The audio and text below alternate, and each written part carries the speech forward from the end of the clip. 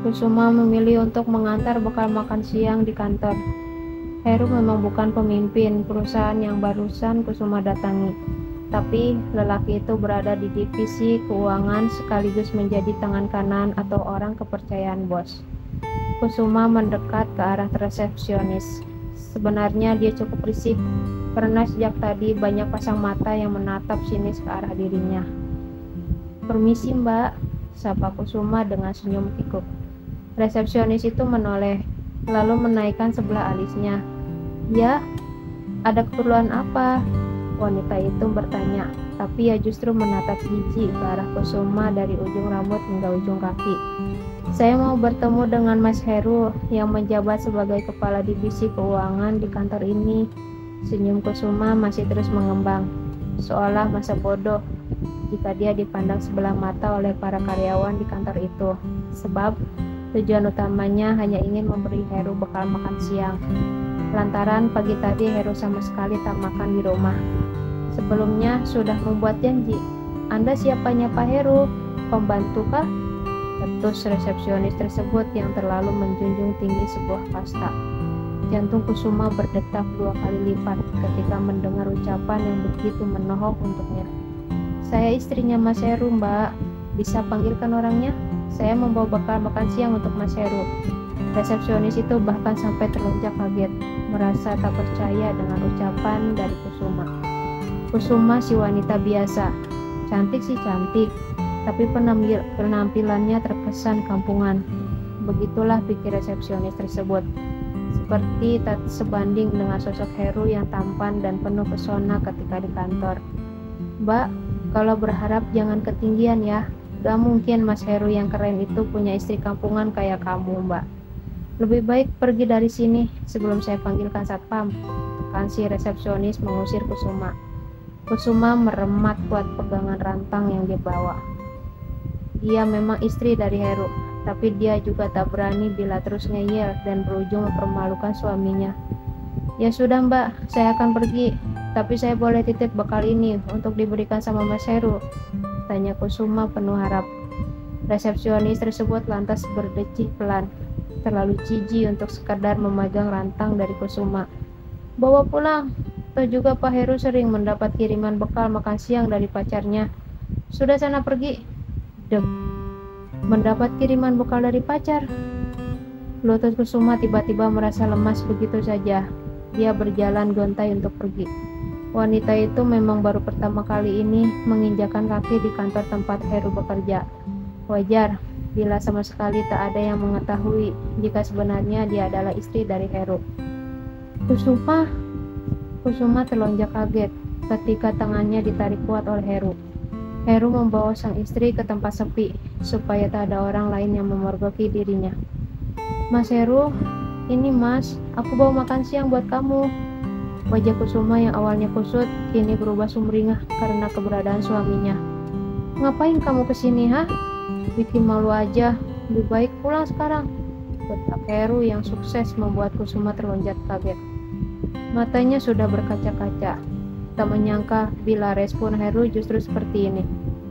Dia kira ini akan menjadi hari spesial untuk sang suami. Sayangnya tidak sama sekali. "Kenapa Mas? Kok kamu bilangnya kayak gitu? Bikin malu." "Apanya yang bikin malu? Coba bilang ke aku." Kusuma mengusap air matanya.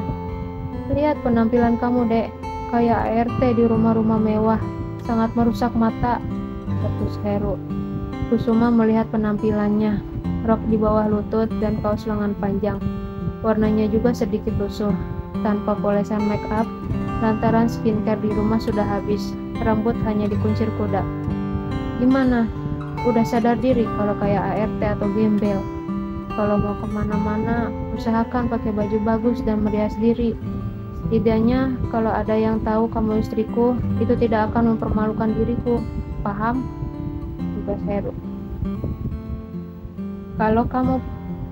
Kalau mau penampilanku bagus, uang bulanan yang kamu kasih pun juga harus bagus, Mas. Apa pernah Mas beliin aku baju selain baju dinas yang bagus-bagus?" Sarkas Kusuma membuat Heru terhenyak. "Terserah kalau Mas Heru nggak mau terima bekal dari Kusuma. Bekalnya aku taruh di sini." Kalau mau dimakan ya syukur, kalau mau dibuang ya terserah. Kusuma memilih berlalu setelah meletakkan rantang bekal di atas lantai. Setan, jika nanti saat di rumah dia dan Heru kembali berseteru. Ting, ponselnya berbunyi hingga mau tak mau membuat Kusuma memilih duduk sebentar di halte. Mulai membuka ponsel yang ternyata ada pesan masuk dari nomor sama yang pernah mengirimnya screenshot status WhatsApp. Untuk kesekian kalinya dapat bekal dari si cantik yang bodinya aduhai. Terima kasih cantik. Foto rantang cantik dan tangan Heru yang mengenakan jam tangan pun turut serta menghiasi status WhatsApp yang di screenshot. Apa benar Mas Heru ada main di belakangku? Lirik Kusuma yang tak kuasa membendung air mata. Ia mulai mengetik balasan ke kontak tersebut. Kenapa kamu kasih saya screenshot seperti ini? Kamu mau membuat rumah tangga saya hancur? Kusuma dengan setia menunggu balasan dari orang tersebut. Entah apa sebenarnya motif dibalik semua ini. Bukan seperti itu. Apa kamu tak takut jika suami kamu punya selingkuhan? Lebih parahnya, dia memberi nafkah si pelakor itu. Jika kamu pintar, jangan berlarut dalam kesedihan. Kumpulkan semua bukti perselingkuhan itu. Suatu saat nanti itu bisa sangat berguna. Kusuma terpaku di tempat. Bagaimana juga dia tak ingin menuduh sembarangan. Tapi tangan yang ada di foto itu memang benar-benar milik Heru. Lantaran jam tangan yang melingkar di pergelangan tangan tersebut adalah milik suaminya.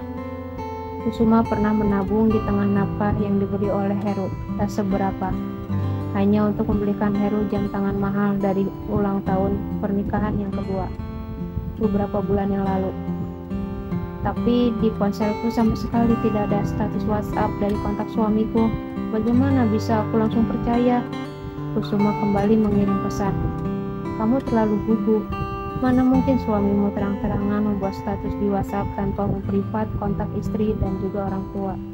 Kontakmu sudah diprivat. Jika ingin tahu, maka bila ada kesempatan, langsung cek ponsel suamimu. Ketika itu juga, Kusuma sudah bertekad untuk mengumpulkan segala kejanggalan dari suaminya. Pulang malam lagi, Mas, sapa Kusuma setelah melihat Heru pulang dengan wajah kusutnya.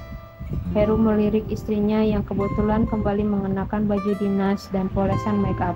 Sangat berbeda jauh dari siang tadi. Aku lapar, mau makan.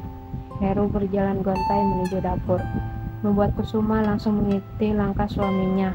Entahlah, hari ini sepertinya Heru sama sekali tak bersemangat, tak seperti hari biasanya. Loh, kamu gak masak buat makan malam, Dek?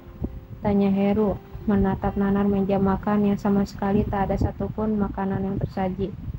Bukannya akhir-akhir ini kamu gak pernah lagi makan malam di rumah, Mas? Buat apa aku menyiapkan makan malam kalau biasanya saja tidak dimakan, hanya buang-buang makanan saja? Sambar Kusuma hingga membuat Heru mati kutu.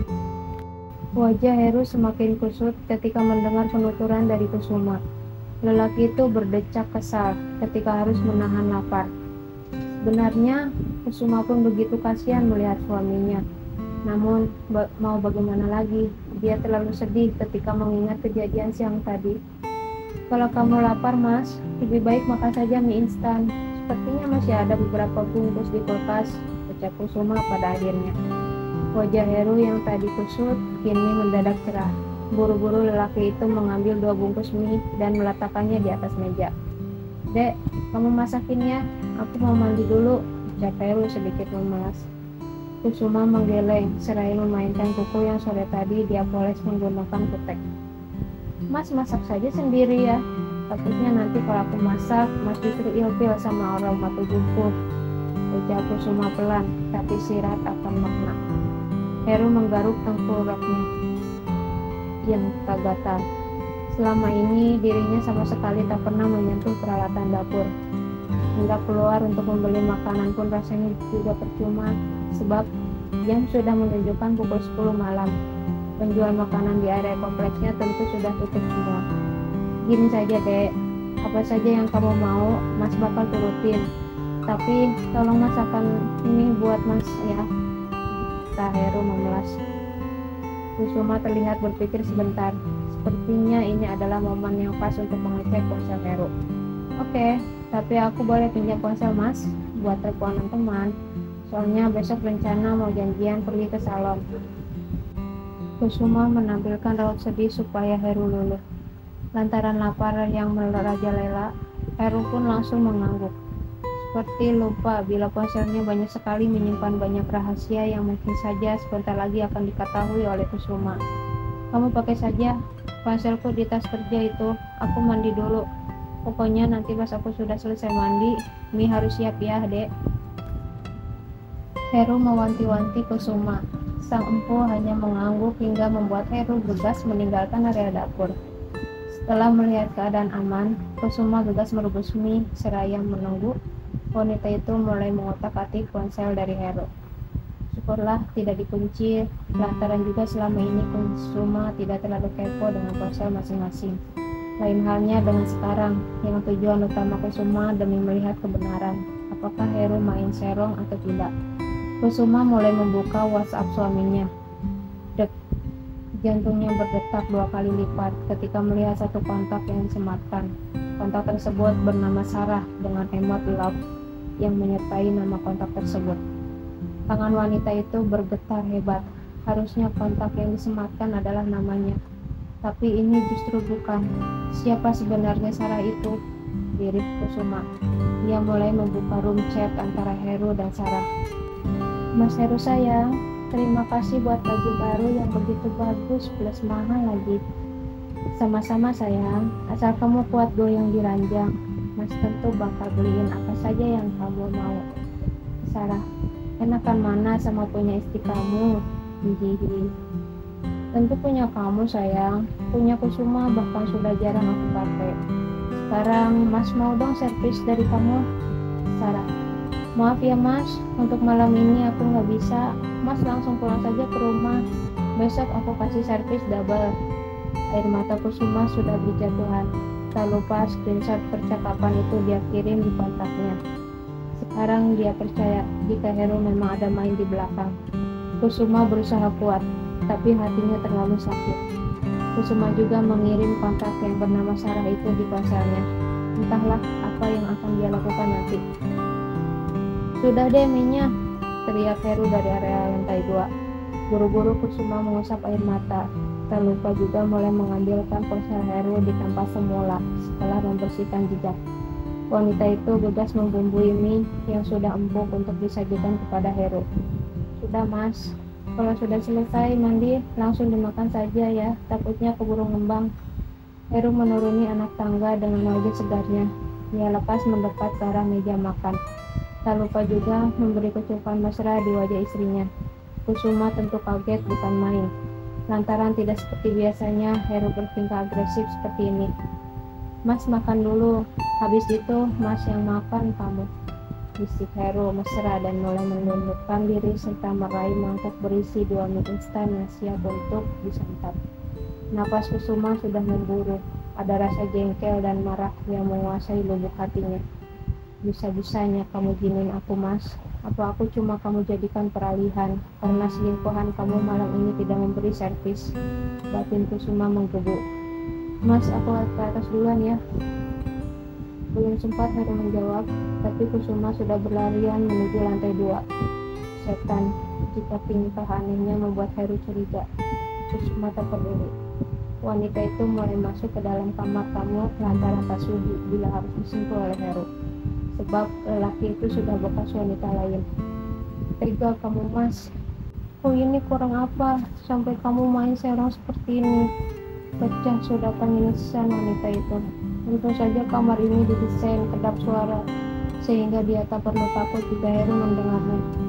Beberapa kali Kusuma menepuk bagian luar hatinya yang terasa begitu sesak dan nyeri. 2 tahun membina rumah tangga dan memberikan segalanya untuk Heru, nyata-nyata menjamin lelaki itu untuk setia. Aku sudah menyerahkan kegadisanku.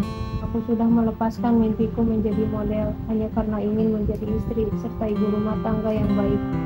Bahkan aku rela dicaci maki oleh keluargamu, Mas, lantaran sampai sekarang aku belum juga mengandung. Tapi balasanmu justru seperti ini, raung Kusuma. Malam yang menyedihkan. sudah tak ada lagi pikiran positif yang selalu Kusuma junjung tinggi untuk suaminya. Dek, buka pintunya. Kenapa juga kamu tidur di sini, ha? Ayo pindah ke kamar. Suara Heru bersautan dengan bunyi gederan pintu, membuat Kusuma masa bodoh dan lebih memilih untuk menggulung tubuhnya menggunakan selimut tebal. Kusuma, astaga, perempuan ini. Dek, dosa loh. Pas Mas pengen kamu justru kayak gini. Kusuma, teriak Heru menggema. Sayangnya lelaki itu sama sekali tak mendapati apa-apa, membuatnya kesal setengah mati dan langsung menendang pintu ruang tamu itu. Sialan, lagi pengen tapi istri nggak bisa diajak kompromi. Berutu Heru yang langsung pergi meninggalkan area kamar tamu dengan wajah masam. Pagi pun tiba. Kusuma bahkan sudah menyelesaikan sarapan pagi tanpa mau memasakkan untuk sang suami. Hanya sepiring nasi goreng yang tengah ia santap dengan nikmat. Semalam Mas pengen, tapi kamu malah tidur di kamar tamu. Baru saja datang, Heru sudah mengomel tak jelas. Kusuma bahkan sampai memutar bola mata dengan malas. Mas sendiri yang biasanya nolak kalau aku pengen. Malam tadi aku capek banget, Mas. Keluh Kusuma hingga membuat Heru menghela nafas dengan gusar. Oh iya, hari ini Mas gajian kan? Tambah uang bulanan ya, Mas? Ucap Kusuma yang seketika membuat Heru berdecak. Gajiku cuma 5 juta, Dek. 2 juta buat kamu, 1 juta buat orang tuanya Mas, 2 juta Mas buat tabung. Bukannya Mas harus terkenal sebagai kepala divisi keuangan. Yakin hanya 5 juta gajinya? Batin Kusuma berkecamuk.